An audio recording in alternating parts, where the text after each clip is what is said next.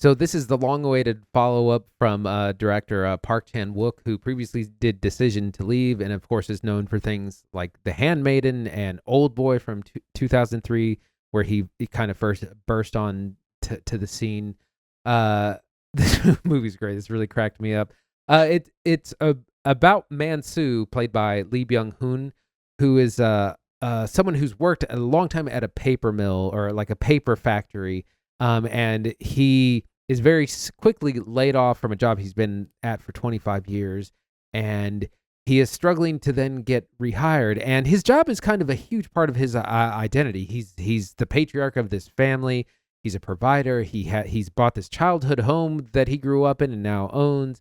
His daughter plays cello. His wife doesn't work. She spends her days playing tennis. He gardens.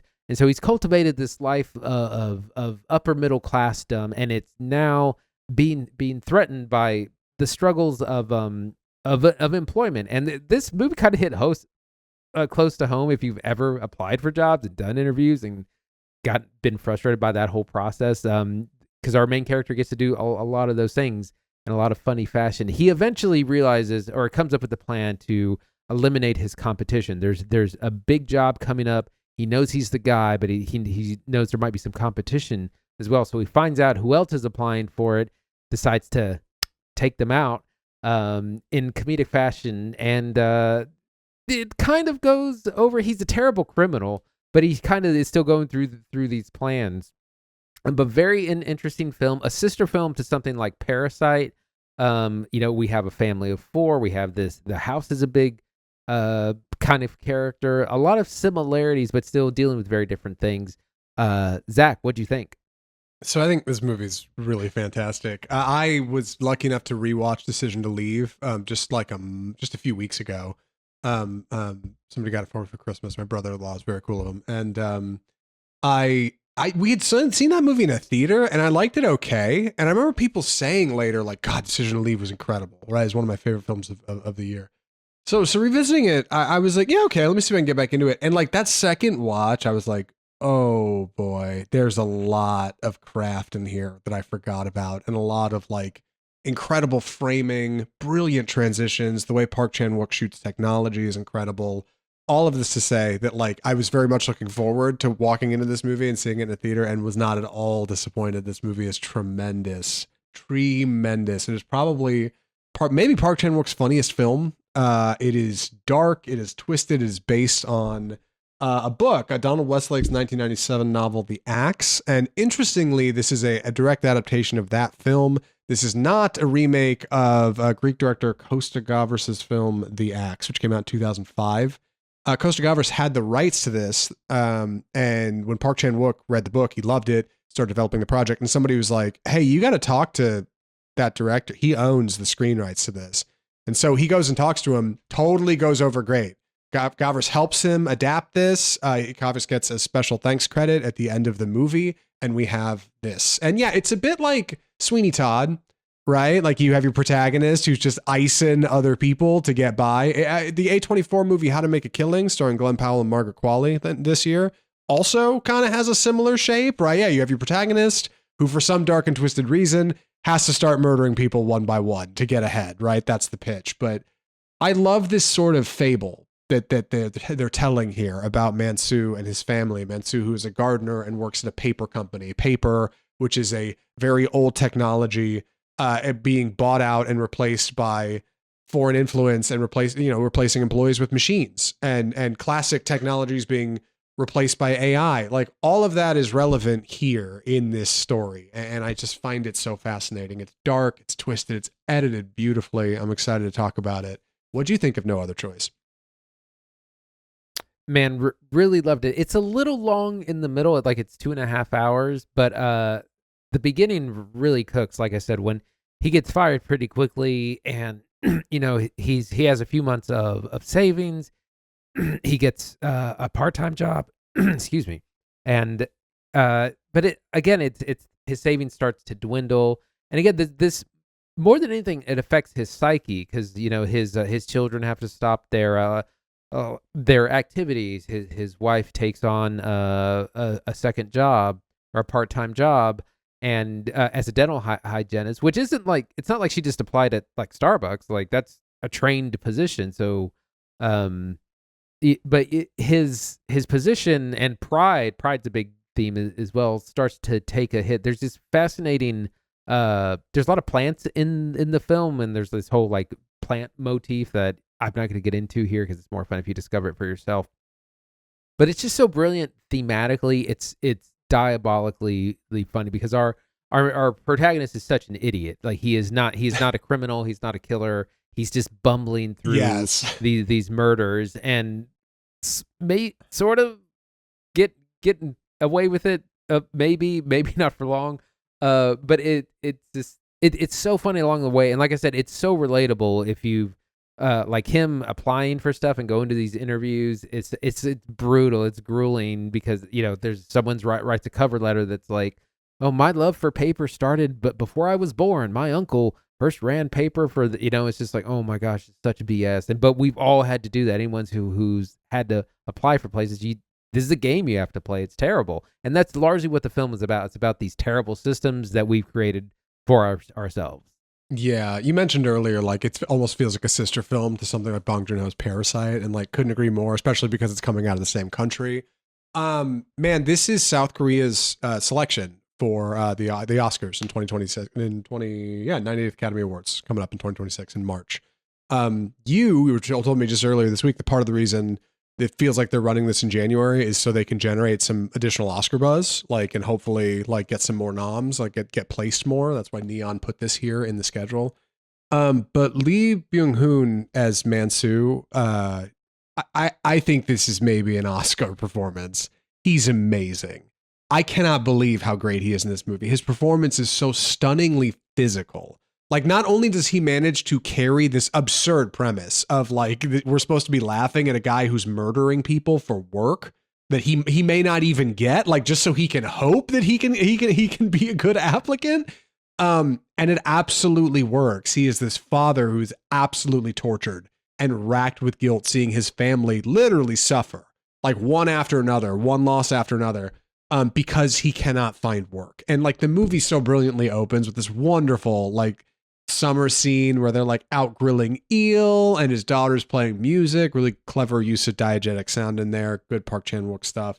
And his son is like doing his thing, and the wife's like, everything's great. Come in for a group hug, guys. Bring the dogs over. Like, life is so good, and it's such a great setup for like, so you lost your job, and now you have nothing, and everything sucks, and it just keeps getting worse. And it's such great setup for these kind of victims that he ends up running into, who are all just shades of him in a different life. I've seen people speculate that they represent his past, present, and future. The first one, who he kind of bumbles through, is like a guy who's been unemployed for like months, years even, like has just totally given up and is depressed. The second one is a guy who's getting back on his feet. And the third is a guy who's really got his life together and has a job that he loves. You know what I mean? And they kind of all represent different versions of paper employees, just like him. Guys who are like, I've been doing this for years, just like you said. Other people said it has something to do with like, speak no evil, see no evil, hear no evil is relevant to these guys, like, which is weird. Like, or I got this backwards. Like, there's these like overriding themes of nature and masculinity and struggle and capitalism that all weave into this like plant roots, which I think is apt for what's happening here. I should pass it back to you. I talk too much. I feel like one of my, like I said, one of my favorite aspects is this issue of pride, because a lot of these characters, their wives are telling them, go get a part-time job, go like work in a different sector, go, and they just cannot move on. Because it probably means a bit of a downgrade in lifestyle, but they're like, you know, paper has fed this family for 25 years and it'll feed it for 25 more. God damn it. You know, like they're so prideful to change, want to have to change or admit that they need to change how they live and make adjustments in their life. And they repeat, one of the things is like they're told to, you know, just sell the house and then, you know, you'll have a huge amount of money to like fall back on, rent an apartment, like just like, but no one wants to move backwards, and that's understandable. It's very difficult. And at the beginning of the movie, he's been, you know, he's right up. He's a middle manager who's close to kind of getting to upper management, and you know he's enjoying some eel that was sent to them by corporate. So he's right there. He can taste it, but and again the pride makes him unable to do other things that would help the situation, or that might require a downgrade in his lifestyle a little bit. It's fascinating stuff. Yeah, Mansu is set in his ways. He lives in the house he grew up in, right? That's mentioned earlier. We love a house movie. The house that this opens in, that this family lives in, is tremendous. Multi-layered, multi-leveled, shot beautifully. And we have this big greenhouse on the side where he does a lot of his gardening. That's kind of his hobby. That's something he's very talented in. And he uses some of those skills maybe to dispatch some of his folks as well. As things start to close in, like as in traditional films where people are murdering one another, as suddenly somebody finds a clue somewhere, or a loved one hears a little something in the other room, or maybe even cops show up and say, "Hey, sir, have you heard anything about this?" As the noose starts to tighten around Mansu, things start to get threatening. But I think what's so cool about this movie is not necessarily like the ending, or how, like, where our characters specifically end up, but kind of this larger fable that is being told here about this man who is like one of so many people.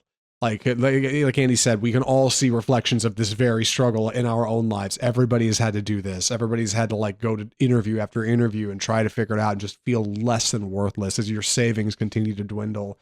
Like, it all creates such a juicy soil to like grow something special in. I love the way technology is shot in this movie. There are incredible transitions in this movie. Park Chan-Wook is working with his longtime editor on this. What is his name? Kim Sang-bom. And they shot the movie in 5 months, from August 2024 to just January 2025. And now here it is. A year later, we have our movie. Really, really tremendous work. Like, just outstanding. I'm running out of things to say. Anything else, Andy?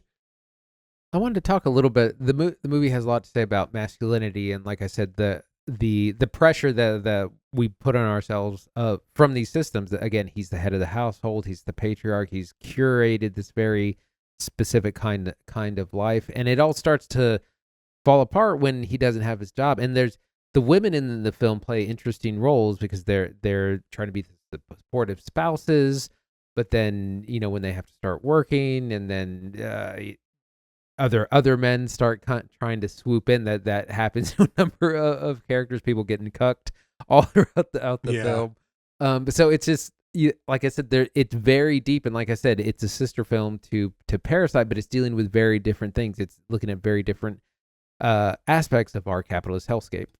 Yeah, and thoughtful and funny right down to the title, right? Like, a couple of characters in the film say key points: "I have no other choice." And every time they absolutely do. Like, that's not even a real phrase. "Oh, there's nothing I can do." There's always a choice. And it's so funny that this movie just drives directly down this direction, because in a lot of ways it feels like where we're headed, right? Like, it feels like everybody's being replaced by machines. Your job's going to be automated. AI is going to take over. Some American company is going to monopolize the industry. And this is the way it's going to be. And it's uncomfortable and it's frightening. And the process of finding a new work is scary and uncertain. And like, it preys on all of these things and plays on them in a way that just pushes our characters around in the most bold of directions. Really tremendous work. Any other thoughts or recommendations? I'm ready. Andy, would you recommend No Other Choice? Yeah, absolutely would. One of the best films of the year. It would have made my top 10, maybe top 5 even. Again, it's thematically very rich. It's really funny, really strong performances from our leads, Lee Byung-hun and Ye-jin. Lots to do. It's a very mature film. Don't take the family. Don't take the kids. It's a little long in the tooth at a full like 2.5 hours. Feel like it could have tightened up a little bit in the center, but highly recommend. Yeah, fantastic work from Park Chan-Wook. Delightful. Would recommend. Go see it in a theater if possible. Big screen plays great. There's a little bit of funny blue screen early in the movie. Don't let it stop you. The movie, it's barely in the rest of it. It freaked me out a little at first, but great themes, hilarious premise, brilliant performances. This movie should get 7 Oscar noms. I think it is so cool. No Other Choice rocks. Please go see it whenever you can. And that is episode 322 of Off Script Film Review. A double theatrical this week. And what a double feature it was. Good Lord, these are both cool movies. Like, love a double recommend. What are we watching next week, Andy?